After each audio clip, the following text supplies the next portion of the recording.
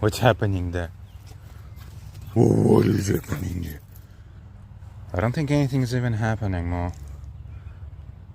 Oh.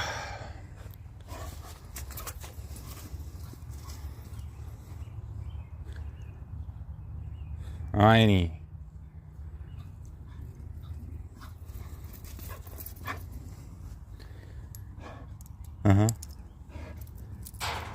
It's challenging enough to do with 2 hands already. Tiny. No, easy. Jesus, you're gonna pull me in. Tiny. Goddamn badgers or groundhogs, whatever the hell is living under that shit. Come on. There's no need to panic, no need to rush. Alright.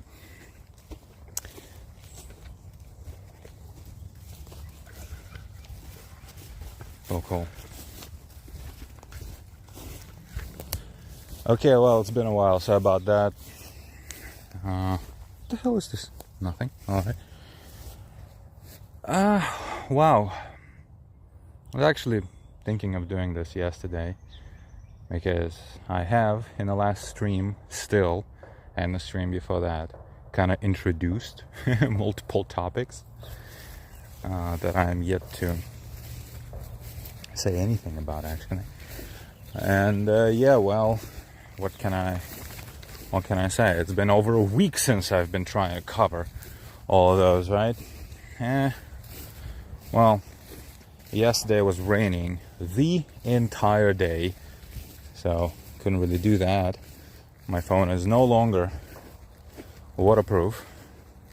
Quite a few months ago, about probably maybe half a year ago, this phone started literally coming apart. The back plate of it just kind of like unglued itself, almost like the glue whatever thing basically right there was holding it. Just lost, all of its glue power. It's a great choice of material, Samsung. Nearly one of the biggest companies in the world, leading tech manufacturers in the world, can't fucking pick a proper glue, whatever kind of. Fantastic.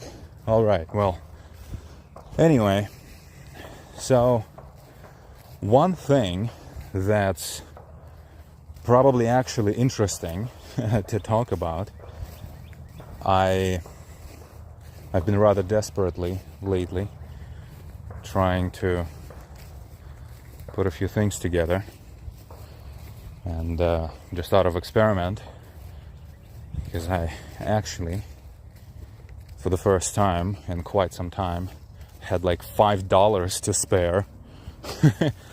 Decided to test the promotion tools on YouTube and Instagram just to see how it works, because I do remember how it used to work on Facebook. Basically, you pay some money and then you kinda identify your target audience, and you tell the system how much basically money you are willing to spend, like, per view, which is a pretty weird thing, because it means the cost of a view would still basically be about the same, but it's just that like the amount of impressions would literally be the same. It's just like for you for your personal feeling, you would get a feeling that you're getting more bang for your buck if you were to have your money be spent slowly. I don't know, but basically, yeah, you give the system like $10 and you say, hey, I want to be, like, I don't know, spread this money over the course of a day or something like that, and it'll spend that money over the course of a day, and you will get, like, I don't know, 1,000 impressions or something. Or you could tell the system, like, just go immediately, and you will get 1,000 impressions in like a minute, and then all your money will be gone. So honestly, like, all things considered, it doesn't really matter. Maybe there is a chance that if you tell the system to go slowly, your ad will be shown more to the like core people of your audience, and if you kind of like hurry the system up, your ad will be shown to more of like literal randos. I don't know, it doesn't really matter much to me. I played with that system a little bit for like a few projects, but yeah, like if you want to have consistent presence, you know, in the ad space on Facebook or any other social media for that matter, yeah, the way that system worked over 10 years ago was basically that. You know, it was rather expensive.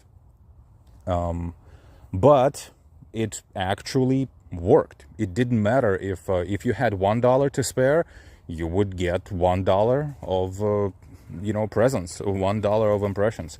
Now, it would actually work. It just you wouldn't get a lot of people, but it would work. Well, the way it works now is a little bit different, especially on well, at least right on websites like Instagram and YouTube, where it's not a real social media, right? Your content, your ad, is being placed in the feed, right? Either like the like actual feed through which you scroll, or the kind of like auto feed, right? Which is kind of like an open video, and you kind of like flick through them, right? And well, for ads like that, websites apparently have limited space. There is a limited amount of ad space if you want to have your, you know, bullshit to just like pop up, you know, in people's feeds. It's strangely, it seems like the system does not create more ad space if there are like more ads, which doesn't make any sense to me. I think YouTube definitely works like that because it was, you know, made by Google engineers who, well, at least for, I don't know, quite a few decades before the current one, were actually some of the smartest engineers around. And Facebook is made by I don't know who. So the thing is that on YouTube, if you have, say, $5 of budget, you actually do get a certain amount of impressions and a certain amount of views for your content, and the system even does basically the best it can, I feel like, to actually target your ad. You don't have a lot of targeting tools, but I think the system does it automatically because, like, I got a few subs, like you may be watching this, and you may have discovered this channel through an ad on YouTube, and you actually get some results from that, even if you only have a few bucks to spare. On Instagram, now this is interesting. So it looks like, or feels like, or whatever, both of those things, that on Instagram you have, well, not you have, but that Instagram has a limited amount of ad space. It's like finite for some reason. And if, well, which basically creates the situation of scarcity. Well, obviously, it creates the situation of competition between people who, oh, there are cows there. Oh, goddamn, man. This guy is cow-phobic. So, yay, they are here finally. Well, you wouldn't be able to see them, but I can, and this guy can also, or at least maybe sniff them, smell them. So it seems that the ad space is limited on Instagram, which means that all the people who want to place their ads, who want to boost their content on Instagram, they compete like for a limited amount of slots, right, that the website has for ads. Well, which means the website obviously will be prioritizing people who put more money into their boost campaigns. So, and because Instagram, just like TikTok, and whatever other websites with like shit content like that, what Snapchat maybe, like I don't know if there are more, Anyway, well, I know that there are more, but I don't know. Do people still use that like Redmi website, Red Letter Media website, whatever, that like Chinese alternative to a Chinese TikTok that libtards were trying to like run to for some reason recently?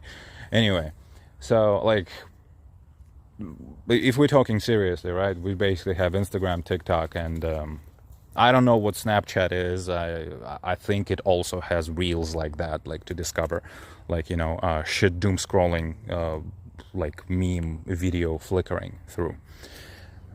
And so the situation is that it looks like the amount of ad slots on the website is limited.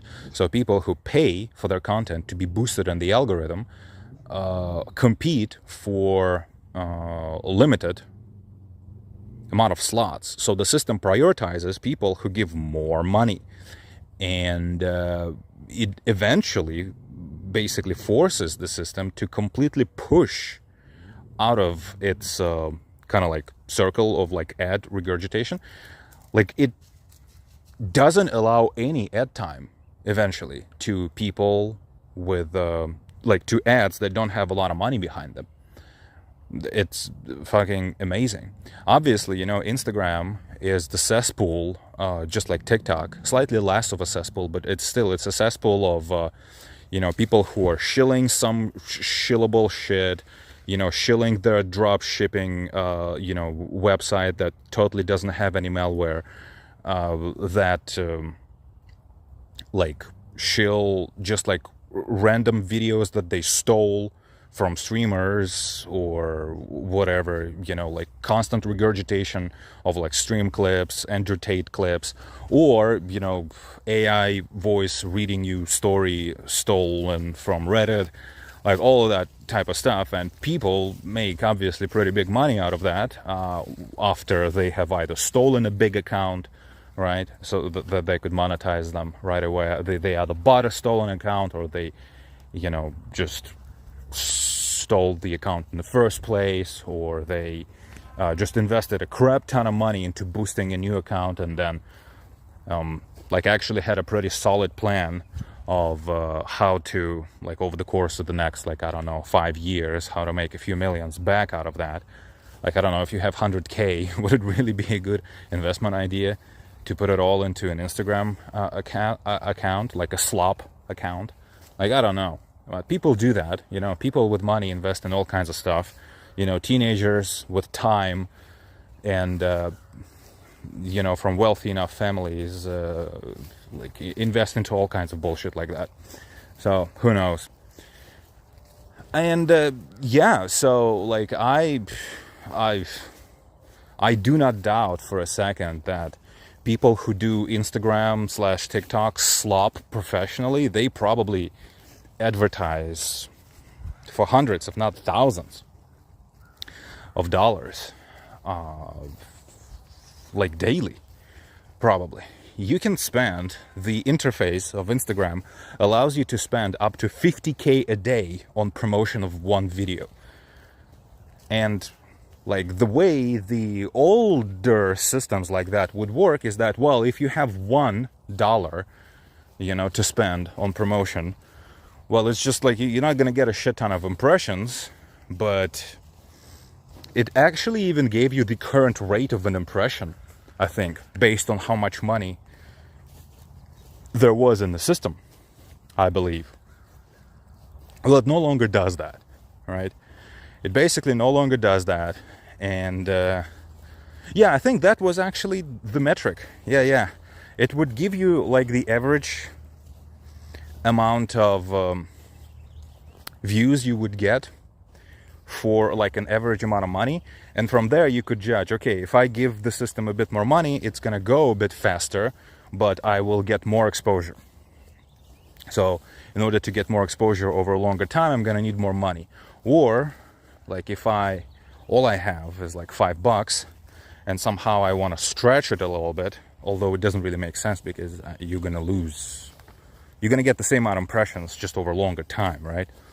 But none the way, if you want to do that, you can just spend a little bit less per impression and your money is gonna last a little bit longer, although, like I said, it doesn't really make sense because you get the same amount of exposure. Well, it doesn't work like that on Instagram anymore. On YouTube, it basically, like, how long do you want your campaign to be, how much money you have, it gives you the estimate amount of impressions you're gonna get out of that, and that's it. Like, from there, you just wait. And it actually kind of does average out to approximately what the interface. It smells really skunky in here, Momo. I am very suspicious of that over there. So maybe let's not go any closer.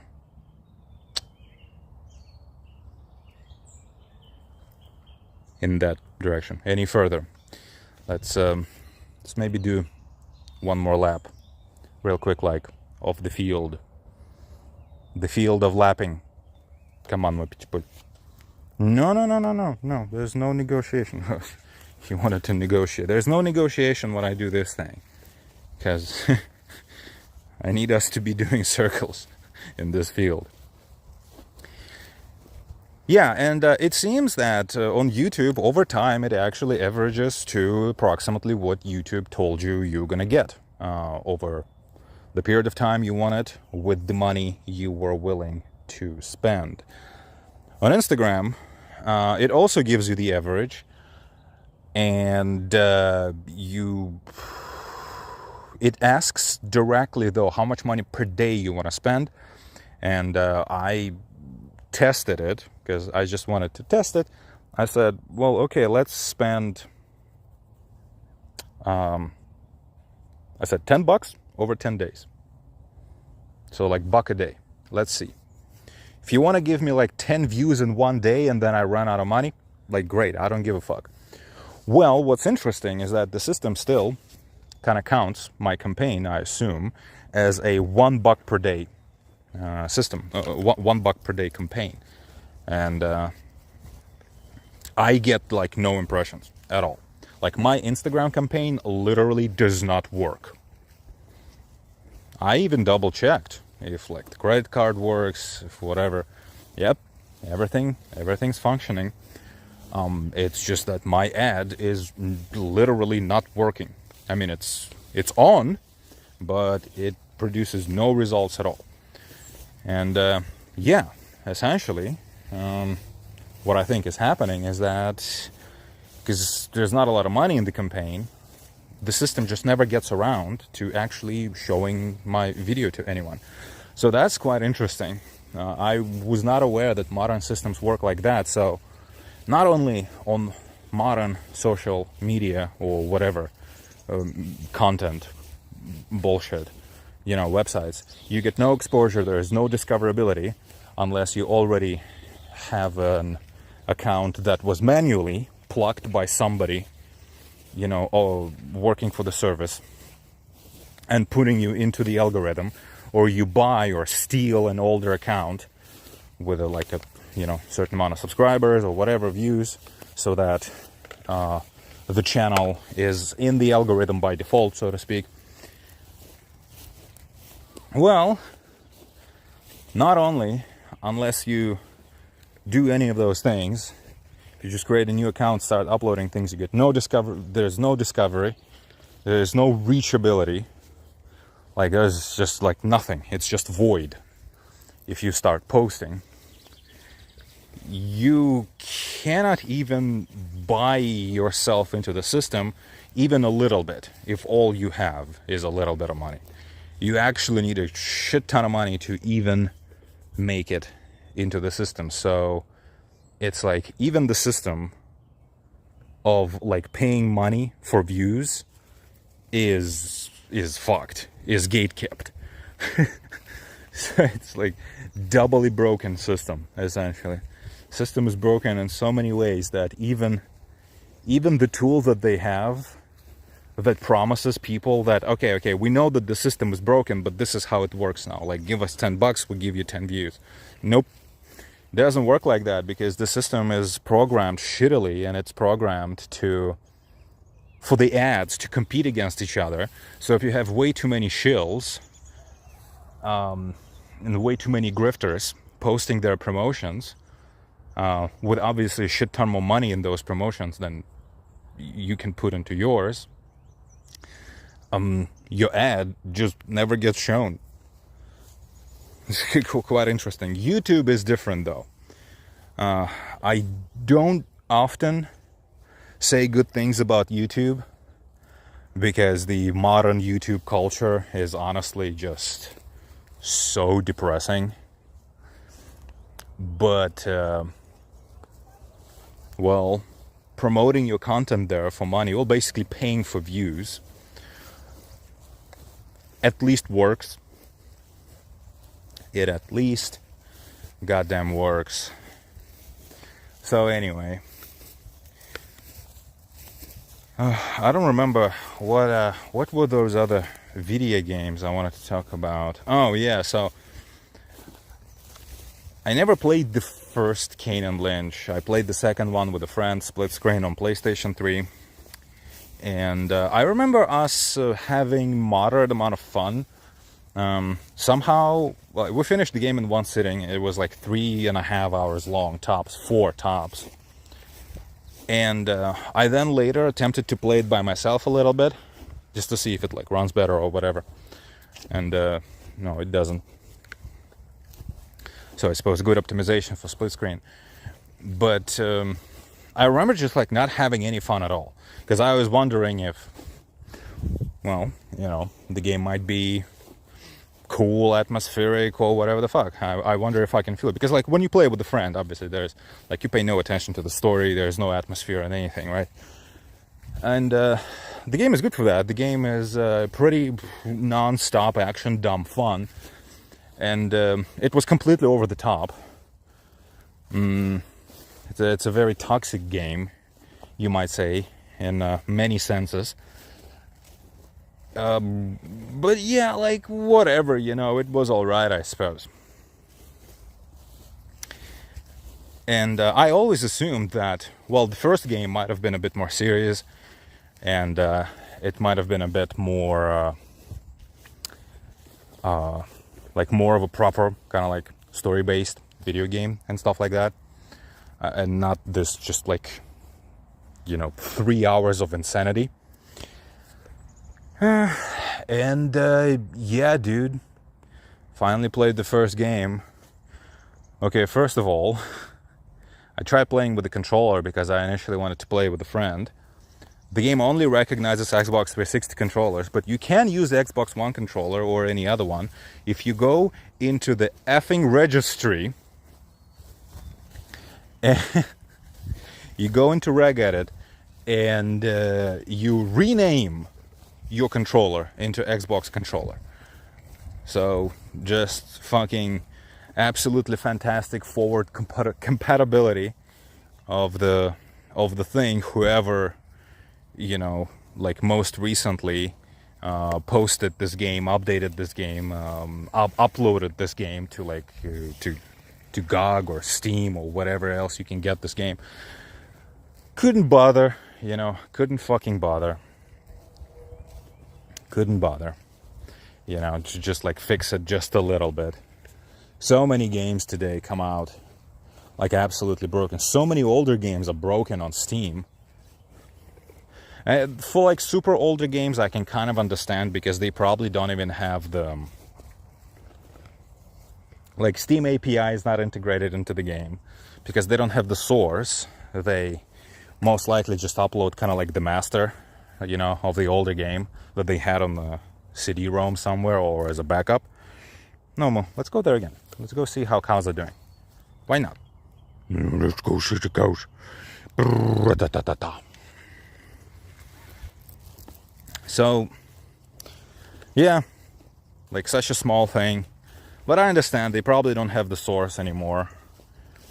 It's just that some developers do actually update their games slightly, just kind of like to make sure they run on modern hardware at least. And for some reason, much older games actually get released on GOG and get released on on Steam that their developers or their publishers, whoever is in charge of actually, uploading the game to the store, they do update them slightly, just to make sure that they work, at least. Well, Kane Lynch is an Xbox 360 game, right? X360 game, X360 era game. Yep. Whoever was fucking, uploading that game to GOG could not bother. Could not bother to just slightly update it, just to make sure it works with universal X input controllers. Because it only works with Xbox 360. If your controller in regedit, like as an interface, right, as a device, does not have the name of like Xbox 360 for Windows in parentheses controller, that way, the game just does not recognize it. So that's fun. Oh, and then I played the game. Oh my god. Oof. Funnily enough, just like, what was that other game? Oh, it was Shadows of the Damned Remaster. Kane Lynch, on PC at least, for some reason, has completely botched audio volume for cutscenes. All the cutscenes are way, way quieter than the gameplay. So that's fucking welcome. All the story goes out the fucking window because I cannot hear things, and I can do it a couple times, but I cannot be fucked every couple minutes, to adjust volume. I'm sorry, I'm just not doing it. And, yeah, I don't know, dude. It's a pretty generic shooter, all things considered, except for one thing. And now I am almost curious about the second game, but I'm not installing that just to see if it works the same way. I'm not wasting my time on that. But I kind of I wonder a little bit if the second game was that way.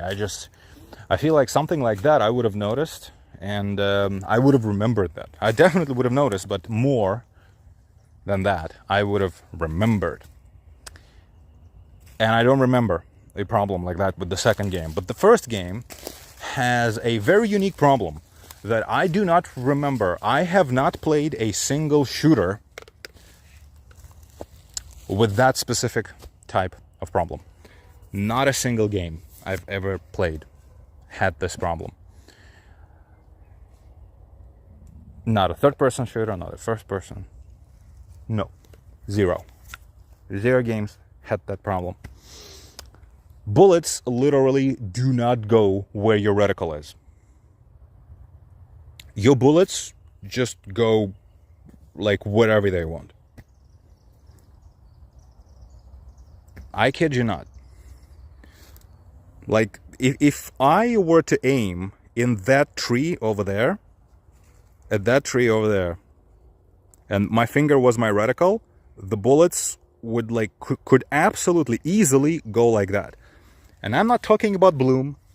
I'm not talking about recoil. Or recoil in that game is absolutely merciless. Like, dude, you absolutely fucking have to play that game with keyboard and mouse. On the controller, with recoil like that, and enemies constantly like moving around you, it's just impossible. It's undoable to to trace those enemies with the controller. It's just impossible. But it's more than that. It's not just bloom. Absolutely not. And it has nothing to do with recoil. Your first bullet, it doesn't matter what you're using. Using a rifle, you're using a pistol, using a handgun. The bullets go in a random point somewhere in front of you, pretty much all the time. Your first opening bullet already is kind of like bloomed. So there is a pre-bloom in that game, in that no bullet actually goes where you want to. I don't know, I assume maybe there are like, there could be like sniper rifles maybe later in the game, and maybe those actually shoot where you want them to shoot. But no, it doesn't matter if you're crouching. It doesn't matter if you are standing, if you're moving. Nope, nothing matters. Bullets just go wherever. Makes headshots from any distance longer than 6 feet, I would say. Pretty much impossible. And I think the reason is that the developers had that very kind of like cinematic idea of how action should look. And what they really wanted they wanted this image of two players constantly shooting at enemies and enemies shooting at them. So essentially they wanted there to be a lot of shooting in their game. And I suppose in order to make sure there's more shooting than there would have been otherwise, they created the system where bullets just actually go in random direction. Like, you may as well not even aim. I kid you not. Like, aim like in a pretty wide cone in front of you, kind of like,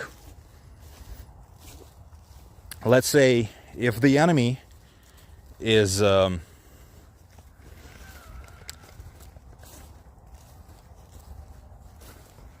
let's assume you play in full HD. If the enemy is about 10 to 15, maybe even 20 to 30 pixels actually away from your reticle, just start shooting, keep shooting. Like, even if you're not aiming, like, all things considered, like even kind of like remotely where you should be aiming, just keep shooting anyway. Because you might as well. Because shooting properly in the game just does not matter at all. And I think I've only seen like one review of that game. It was like 3 minutes long. So I don't remember what people actually said about that game when it came out. But yeah, I do not remember the second game being that way. Never played the first one, so I don't know. But yeah, dude, it's the game with literally the worst fucking shooting mechanics I have ever experienced in any game. It's kind of like, sorry, a burp. It's kind of like, remember when Uncharted 3 came out and the shooting in that game was completely broken. I think in the HD collection, remaster, whatever, they actually fixed it. But yeah, the aiming or shooting, whatever, both were completely broken in Uncharted 3 on release. Not on release, and just like in the original PS3 version of Uncharted 3, shooting is absolutely broken. Because not only I think they kind of changed how the how sensitivity works, because I don't remember it, it's just overall feeling kind of off. But they also changed how recoil works, and basically I remember even videos by the developers who were like proudly explaining, I think, how that system works. Or maybe it could have been some journalist proudly explaining how that system works as if it's some kind of like thing he discovered. But essentially, yeah, your first bullet went where you aim, but every other bullet automatically just went Jesus fucking knows where. And yeah, Kane Lynch, what do they call it? Dead Men, actually does the same exact thing, only it takes it even one step further. All of your bullets go wherever. Just like absolutely no control over them. And it's a really, really big cone in front of you, which makes, you know, kind of like most shootouts in that game happen on the distance of, I don't know, I would say like 15 to 20, 25 feet.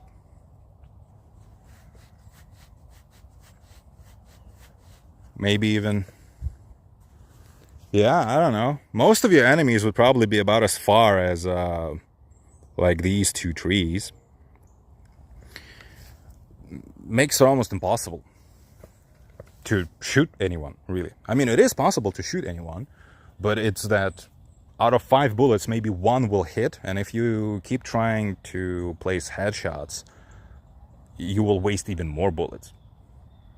So, yeah, I cannot think of a video game with a worse shooting system. The absolute worst of all time shooting mechanics go to Kane Lynch.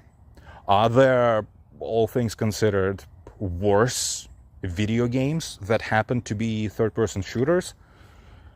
Well, probably, but as long as a theoretical shitty game at least has a shooting system where when you aim at something,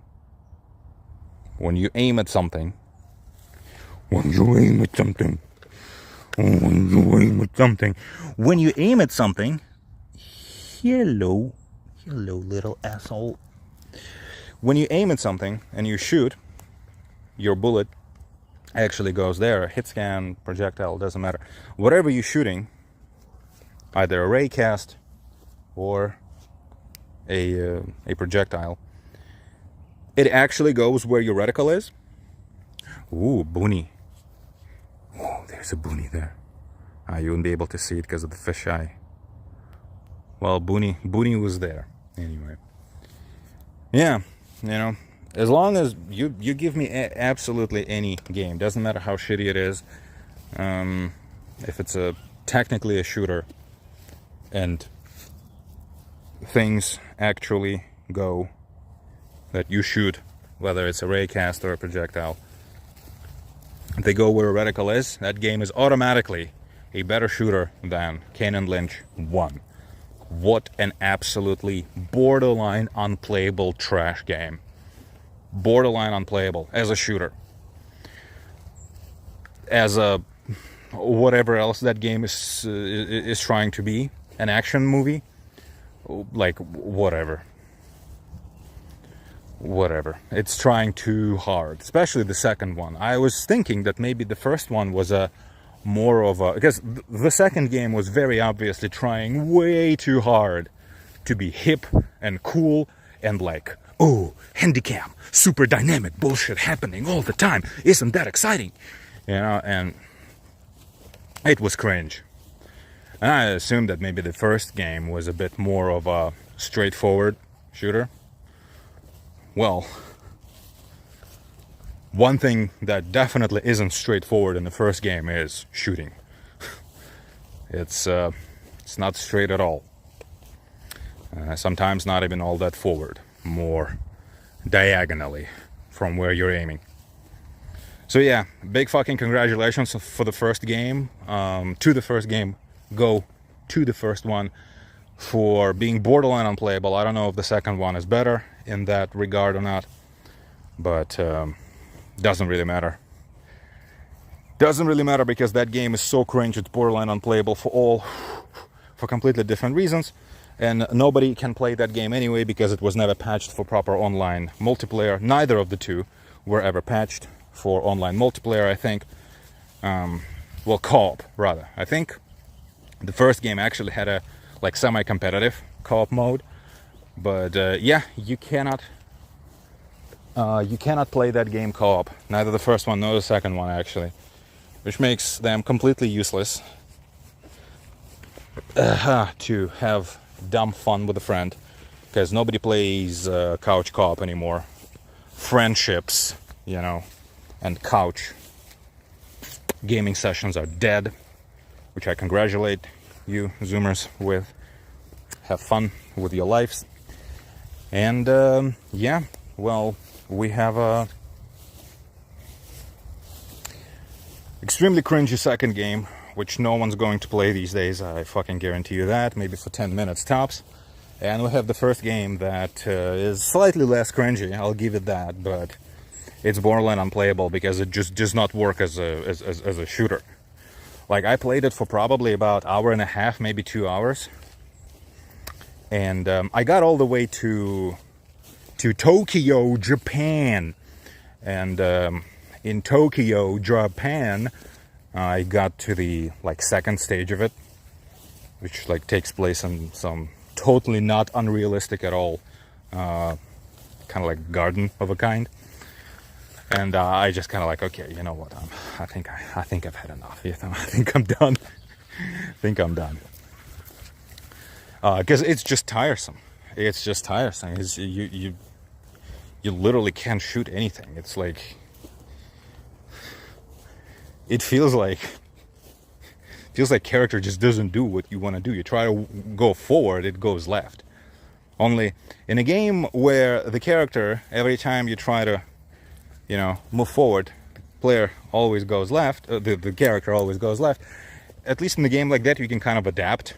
If the game had absolutely insane bloom, absolutely insane recoil, you could at least adapt to that, But because it's a randomized bloom system that starts with the shot number 0, and it's a really aggressive bloom, game's borderline unplayable. And you cannot adjust to it. So it just gets tiresome. My brain was legit hurting after I played it for maybe about an hour and a half, 2 hours.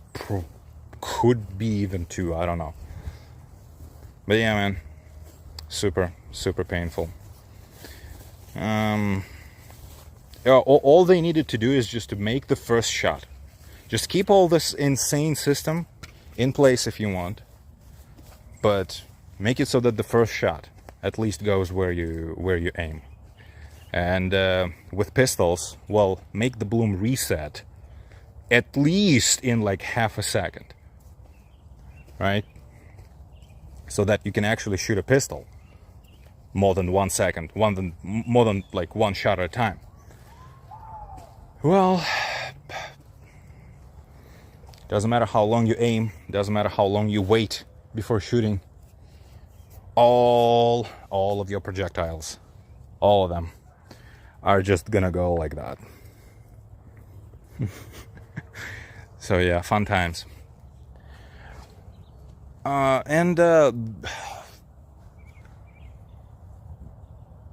Let me cover the last 2 video games I wanted to talk about. What it was 2 months ago at this point that I finished those.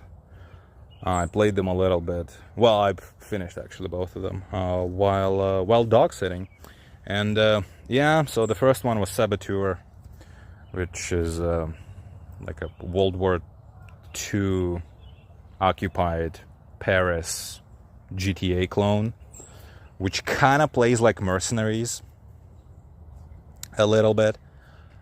And it also tries to be Infamous a little bit. But the climbing, taken from Infamous, is actually really bad. There is very little you can do to actually upgrade your character to make traversal faster or anything like that. You are kind of like a little bit of a superhero, but you also kind of are not.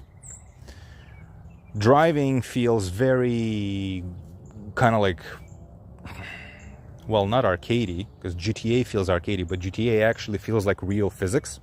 Like cartoony, but actual physics, right? And every single other GTA clone always has, even if the physics are kind of like okay, they are doable, you can work with them, they never feel believable. They never feel like actual physics, cartoony or not. They feel like an imitation of physics, right? They feel like there are no physics, but the game was trained to imitate, some of them a little bit. And that's what Saboteur has. But as far as shitty GTA clone grade physics go, it's probably among the better ones. In fact, not probably, I would say definitively it's among the better ones.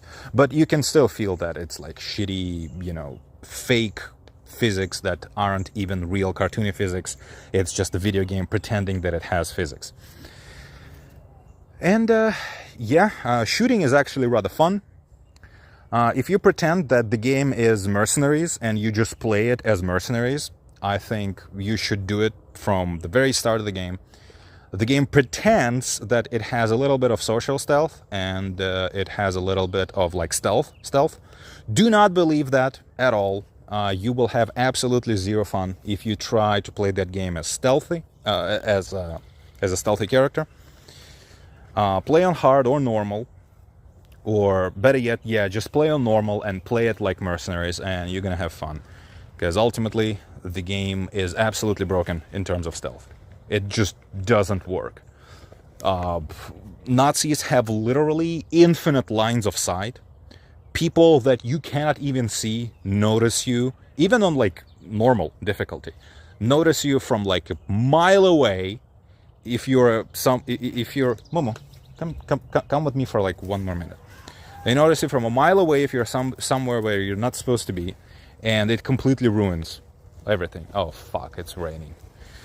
Okay, so there's really nothing to talk about. It's a very definition of a podcast game. The story, I don't even know what I know what the story was. I basically had to skip most of it because it's just people talking with very cringy French accents, and that's about all of it. It's not a real story. And the other thing that I replayed recently was Bioshock. I finally finished it. I played it multiple times in the past. I could never finish it because the game was just like so boring and like never allowing you to do the thing you actually want to do. It's a very shitty, very one-note pretend immersive sim. It's actually a pretty linear shooter. It just has a lot of tools, but all of them are used for shooting. And none of them, like the game isn't actually immersive sim. And it always annoyed me at one point or the other in my life prior to this moment.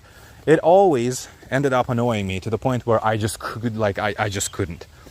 Because the game does not allow you to do anything actually fun. It forces you to do pretty straightforward, pretty dumb, all things considered, straightforward shooting. But as a shooter, the game is actually really bad. It's probably some of the worst shooting mechanics ever done. Most people playing game, even back in the day, would tell you that Bioshock is a shooter, and it's actually a really bad shooter. It's interesting that the game is a relatively interesting pretend immersive sim, but as a shooter, it's bad. And you try playing it your way, you cannot. You try playing it as a shooter and you're like, oh my god, this is so bad. But recently, I was finally able to force myself. I played the original because it looks better, not the remaster. And it was a giant pain in the ass to set up to actually work on a modern machine. Even on Windows 7 it wouldn't run. It would actually crash like every 10 seconds for some reason. It would, with some magic, actually work on Windows 11 of all things. Except for the fact that at one point it just stopped launching. It just stopped opening. So that was fun. It specifically stopped opening with the flawless widescreen app that fixes the FOV in the game. Despite the fact that absolutely nothing changed, and other games like Saboteur actually, in order to fix FOV in that game, you use the same app. And that works, but if the app is open when you open Bioshock crashes. At one point, randomly, it just decided that, okay, from this point on, I'm gonna just crash every time you try to use me like that. But that was, believe it or not, after I had finished the game. I just needed to relaunch to check one thing real quick, so at one point, randomly, it just broke. I tried reinstalling, and nothing changed, so maybe flawless widescreen broke or somehow, I don't know. Anyway, so yeah, fun times.